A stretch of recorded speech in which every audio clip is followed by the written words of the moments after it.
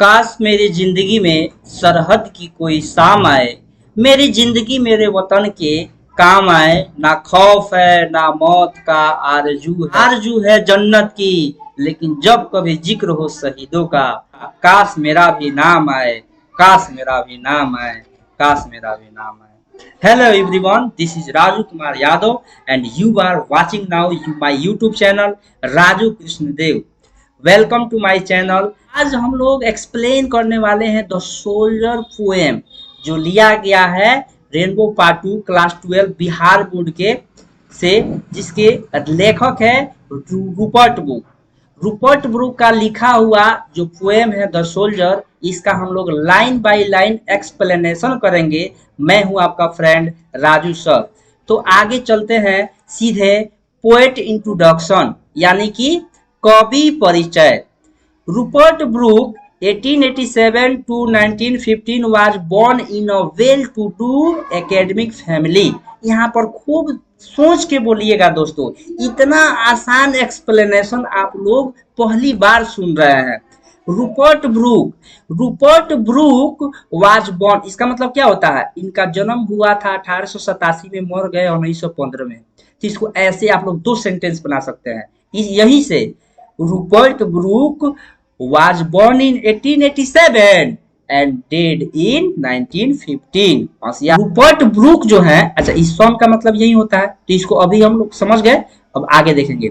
Rupert Brooke was born in, Rupert Brooke का जन्म हुआ था वेल टू डू, एक समृद्ध उन्नत एकेडमिक फैमिली का मतलब शैक्षिक परिवार, जो परिवार शिक्षा से जुड़ा हुआ है उसको बोलते हैं शैक्षिक परिवार में।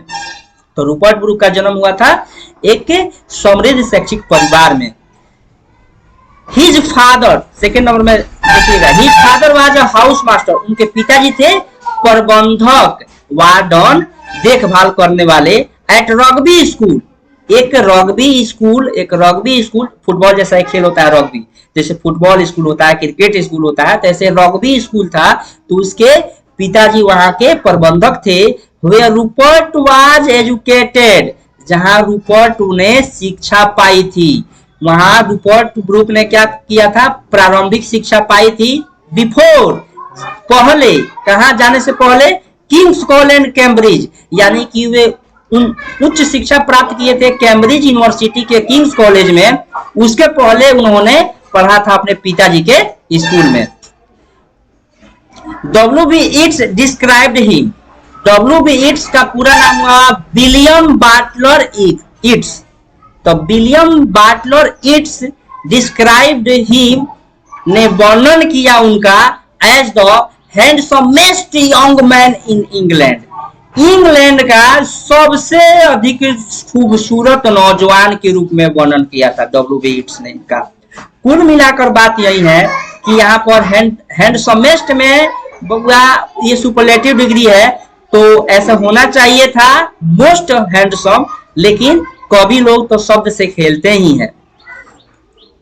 He was a war poet, वे एक युद्ध कवि थे, युद्ध के ऊपर कविताएं लिखते थे, वे संयम युवा लिखते नहीं थे, समझे? वो मतलब कि मर्दानगी एक चीज होती है जो सब में नहीं आती है। आगे क्या है? ही डेड ऑफ सेप्टिसीमिया, उनकी मृत्यु हुई थी सेप्टिसीमिया के कारण। किसी बीमारी से किसी की मृत्यु होती है तो उस बीमारी के पहले ऐसे, जैसे कि कोई मर गया है बुखार से, तो उसको क्या बोलेंगे? ही डेड ऑफ फीवर, लेकिन ऐसा तो कम ही होता है। ऑन अप्रैल 23, 1915, 23 अप्रैल 1915 में इनकी मृत्यु हुई थी। Of the islands of lemons, lemons द्वीप पर, आइलैंड मतलब द्वीप होता है, लेमन्स का मतलब उनका नाम है। आइलैंड क्या होता है? समुद्र के बीच का जो टापू होता है। इन द एजियन, कौन सा सागर था? समुद्र था, तो एजियन सागर था। ऑन ही, जैसे अरब सागर होता है, on his way to a battle at Gallipoli, हर एक युद्ध का कोई नाम होता है, जैसे कि पानीपत का युद्ध, हल्दी घाटी का युद्ध, उसी तरह यह युद्ध कौन सा युद्ध था? गावीपोली का युद्ध था, बैटल एट गावीपोली, और उसी समय इनकी मृत्यु हुई थी। ही रोट 5 वार सोनेट्स, उन्होंने सोनेट्स लिखा था, 14 लाइन वाली कविताएं। तो कितना लिखा था? 5। उन्होंने 5 युद्ध की कविताएं लिखी थी। इस कविता में 14 लाइन होता है, उसको सोनेट बोलते हैं। But this sonnet is the best.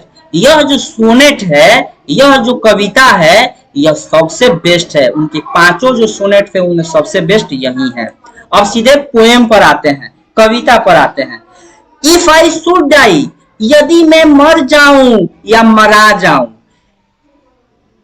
Think only this of me, तो मेरे बारे में केवल यही सोचना। हालांकि इसको बाद में पढ़िएगा, यहाँ आइए सीधे। I should die that there's some corner of foreign field, किसी विदेशी धरती के कोने में यदि मैं मर जाऊं या मरा जाऊं, think only this of me, तो मेरे बारे में केवल यही सोचना। This is for ever England, वह जो है, वह जहां मैं मरूंगा, जो धरती होगी, फॉर एवर का मतलब हमेशा के लिए, हमेशा के लिए इंग्लैंड की हो जाएगी। There shall be in the rich earth, वह जो जमीन होगा जहां पे मैं मरूंगा, वह एक धनी धरती होगी। और रिचर डस्ट कॉन्क्लीडेड, रिचर डस्ट कॉन्क्लीलेड, तो कॉन्क्लीलेड का मतलब हिडन यानी छुप जाना, मिल जाना। तो जहां मैं मरूंगा वह धरती बहुत धनी होगी, और उससे भी धनी मेरी जो राख होगी, मेरे शरीर का जो कण होगा, वह उसमें मिल जाएगा। वह उस धरती की सौभाग्य होगी। और कैसा शरीर? और डस्ट, एक ऐसा शरीर, यहाँ डस्ट का मतलब शरीर हो गया। हुम इंग्लैंड बोर, जिसे इंग्लैंड ने जन्म दिया। शेप्ड, जिसे इंग्लैंड ने आकार दिया। मेड अवेयर, जिसे इंग्लैंड ने जागरूक किया। Give once her flowers to love, जिसने कभी अपने फूल दिए प्यार करने के लिए। हर वेज टू रोम, रास्ता दिया घूमने के लिए। A body of England, England का वह शरीर। ब्रीदिंग इंग्लैंड एयर, जिसने इंग्लैंड की हवाओं में सांस लिया। वॉश्ड बाय द रिवर्स, जिसे इंग्लैंड की नदियों ने धोया, या जिस नदियों में मैं नहाया। कवि कहते हैं blessed by sun of home, कि जिस इंग्लैंड के सूरज ने मुझे आशीर्वाद दिया। यानी कि इंग्लैंड का गुणगान कर रहे हैं। आजकल लोग कहते हैं अपने देश में कि हमारे देश ने हमारे लिए किया ही क्या है। भले ससुरा हर एक महीना में राशन ले आता है, लेकिन कहेगा ये देश ने कुछ नहीं किया है। लेकिन एंड थिंक, और सोचो, दिस हार्ट, ये जो दिल है, ऑल इविल सेड अवे, इसकी सारी बुराइयां छुप जाएगी, समाप्त हो जाएगी। और pulse in the eternal mind, और पल्स का मतलब धड़कन होता है। ये क्या होता है? धड़कन होता है। इन द एटर्नल माइंड, जो शाश्वत दिमाग है। नो लेस, कभी खत्म नहीं होगी।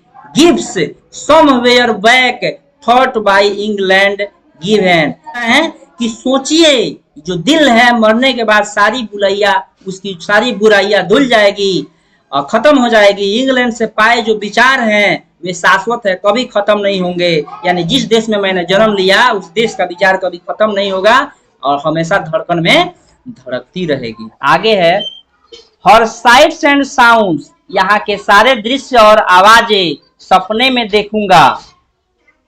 Dreams happy as her day, उसके खुशनुमा दिन की तरह, खुशहाल दिन की तरह। एंड लाफ्टर, हंसूंगा। लर्न्ड ऑफ फ्रेंड्स, दोस्तों से जो सीखा है। एंड जेंटलनेस, उनकी जो अच्छाई है, भद्रता है, विनम्रता है। In hearts at peace under and English heaven, ये सब कहाँ किस जगह होगी? तो इंग्लैंड के उस स्वर्ग में होगी। खूब ध्यान से देखिएगा। यहाँ के सारे दृश्य और आवाजें सपने में देखूंगा और उसके खुशहाल दिन की तरह, इंग्लैंड के खुशहाल दिन की तरह। और हंसूंगा, दोस्तों से जो सीखा है। और विनम्रता मेरे दिल के कोने में है। ये सभी इंग्लैंड के उस स्वर्ग में होगी। उनका मानना था जो स्वर्ग भी होगा वह भी इंग्लैंड का होगा। उन लोगों का तो मानना ये भी था कि जो दुनिया है वो सब के सब इंग्लैंड का है।